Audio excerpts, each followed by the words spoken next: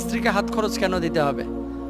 আপনি যদি স্ত্রীর সমস্ত মৌলিক অধিকারগুলো মিটিয়ে দেন, স্ত্রীর সমস্ত প্রয়োজনগুলো যদি মিটিয়ে দেন, তাহলে হাত খরচ আপনি না দিলেও হবে। অর্থাৎ স্ত্রীর একটা আইসক্রিম খাইতে মন চাচ্ছে, আপনি সেটাও আইনা দেন।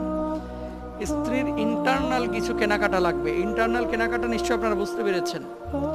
সব কথা সব জায়গায় বলা যায় না। আপনি এমন কোনো জায়গায় যেতে পারেন না যে জায়গাগুলোতে স্ত্রীর একান্ত পার্সোনাল কোনো কিছু কেনাকাটার প্রয়োজন হয়। এখন স্ত্রীর সব কিছু আপনি মেটাচ্ছেন, হাত খরচ যদি আপনি না দেন কোনো সমস্যা নেই, গুনাহ হবে না। কিন্তু এমনটা যদি হয়, স্ত্রীর সাবান লাগবে, আপনি টাকা দিচ্ছেন না। স্ত্রীর একটা খাবার লাগবে, আপনি খেতে দিতে পারছেন না। স্ত্রী বাচ্চার অসুখ হইলে আপনি দূরে থাকেন, মেডিসিন লাগবে, সেজন্য আপনি স্ত্রীকে বলে দিয়েছেন বাচ্চার অসুখ হোক, তারপরে আমি মেডিসিনের বিষয়টা চিন্তা করব। এগুলো জুলুম।